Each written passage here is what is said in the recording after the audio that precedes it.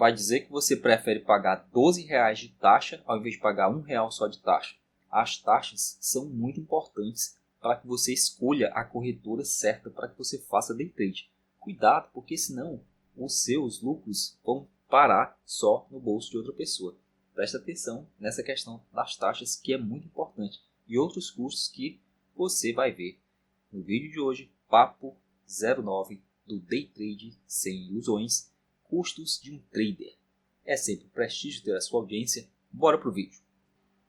Vamos começar falando do imposto de renda. O imposto de renda no Brasil sobre operações de day trade tem a alíquota de 20%. Isso quer dizer que se você ganhar R$ 100 de lucro, você vai ter que pagar R$ 20 para o leão.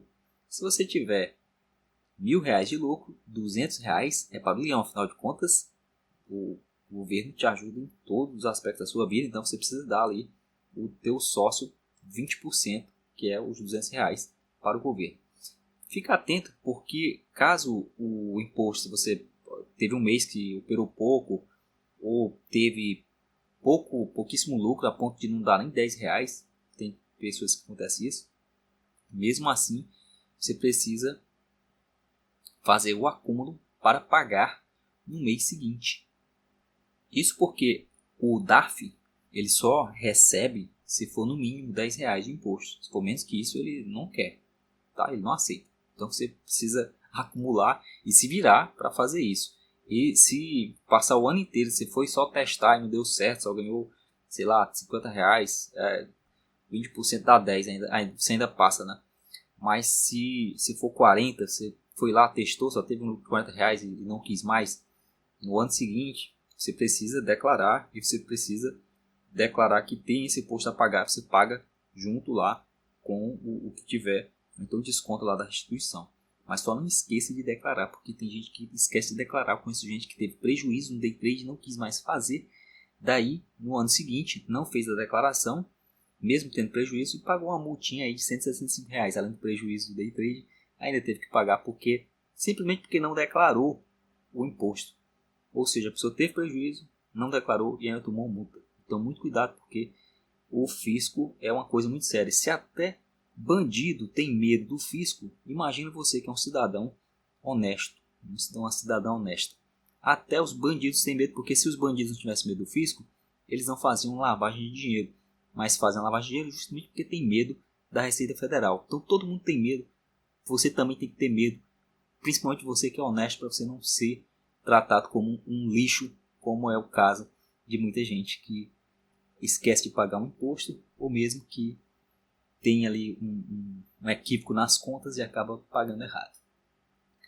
A tributação dos lucros e prejuízos.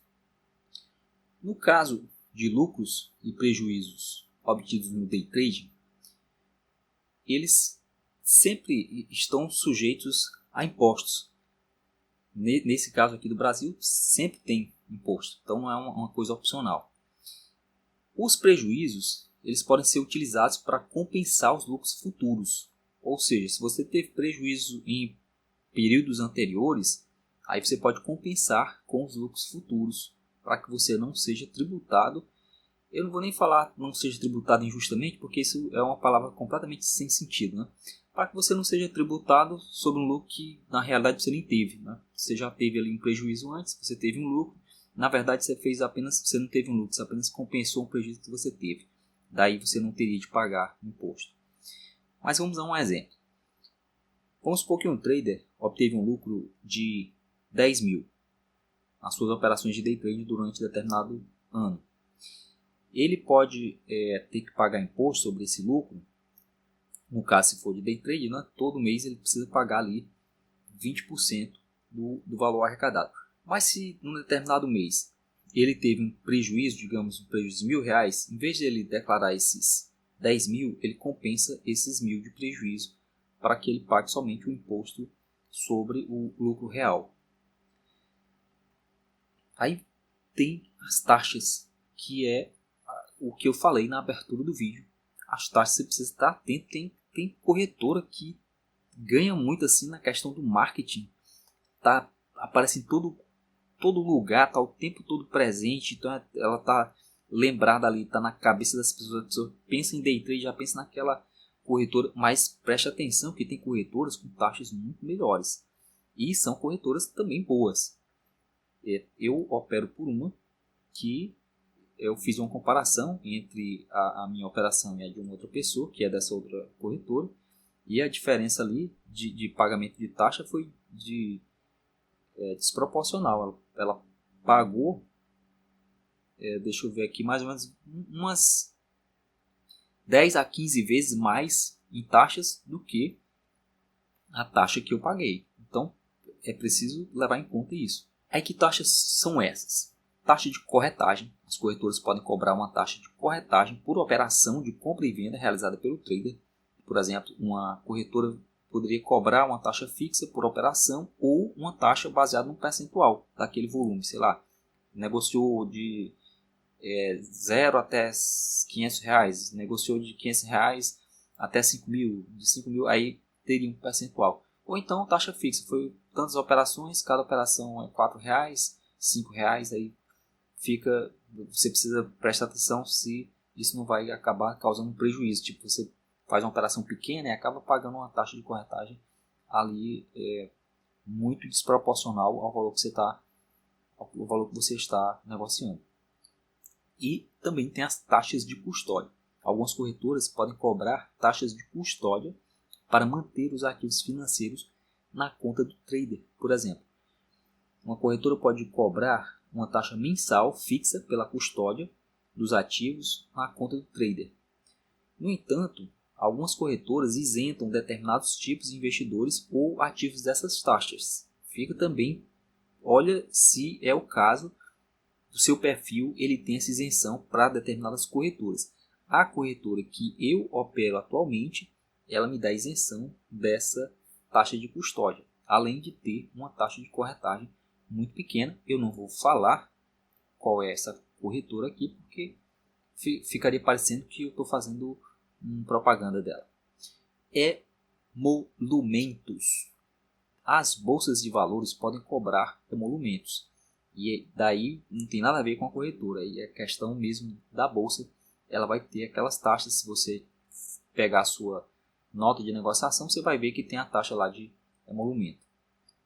Esses emolumentos, eles são cobrados pela bolsa de valores e podem variar de acordo com o volume, o tipo de operação. Se for uma operação no mercado à vista, se for uma operação no mercado futuro, se for um determinado tipo de setor, ou o mesmo volume, né? Também tem essa diferença. Se você entrar, por exemplo, pegar o caso da Bolsa Brasileira, pegar a B3, aí você vai ter lá as taxas e a variação de acordo com o ativo e com o volume dos percentuais que são cobrados.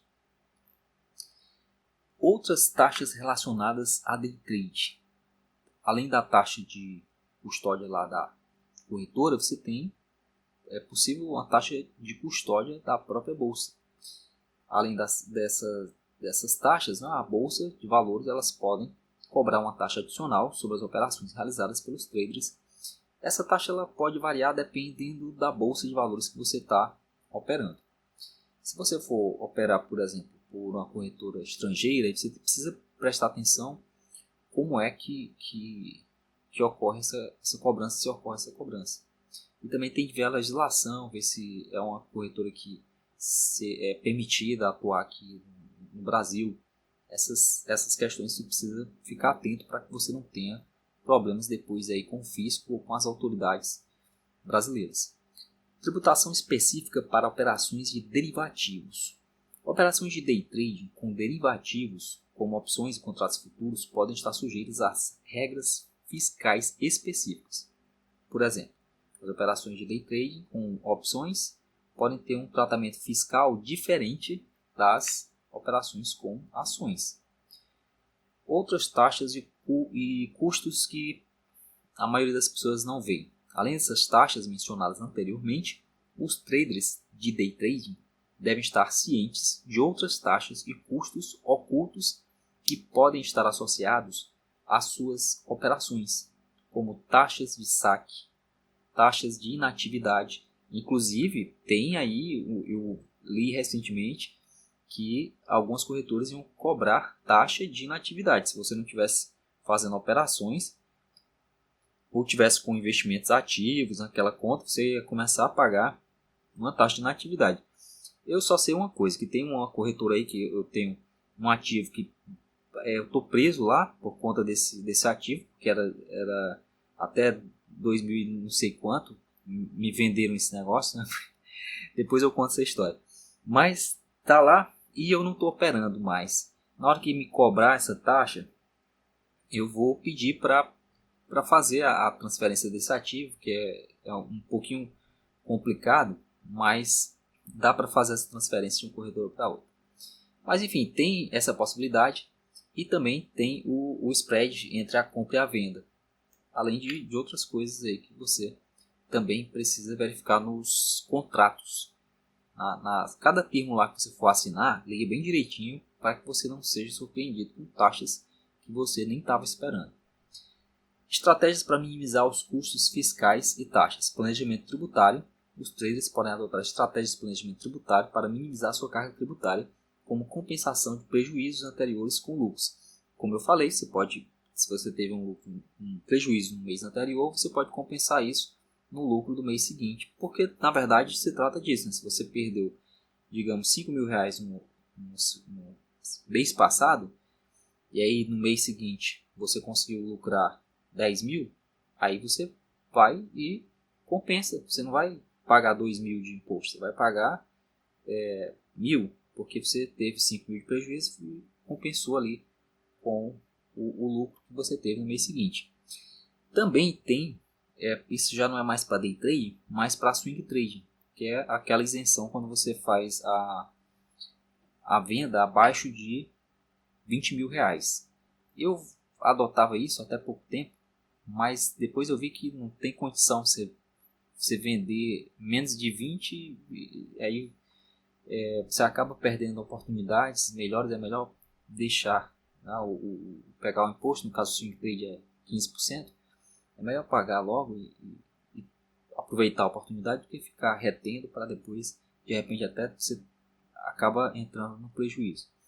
A negociação de taxas com as corretoras. Alguns traders podem negociar essas taxas mais baixas com suas corretoras com base no volume de operações e outros critérios. Claro, né, quanto mais você opera, melhor para a corretora. Então, mais claro, para que você opere muito, você também precisa ter algum benefício. E tem muitas corretoras, eu acho que a maioria, né, deve ser assim. Se você opera, por exemplo, contratos de mini dólar, quem opera um contrato no mês todo é diferente de quem opera 100, 200, 1000, 10 mil contratos. Então precisa ver que o volume ele realmente faz diferença. Por isso que as taxas podem ser negociadas.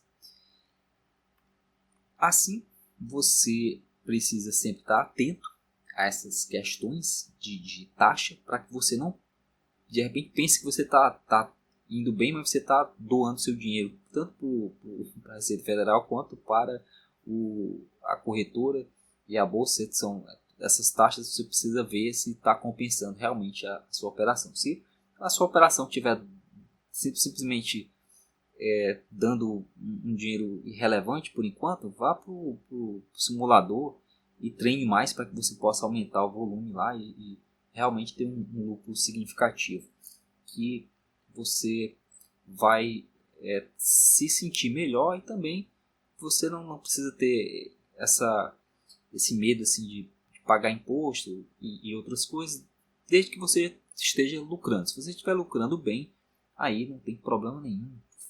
Paga essas taxas e seja feliz aí com esses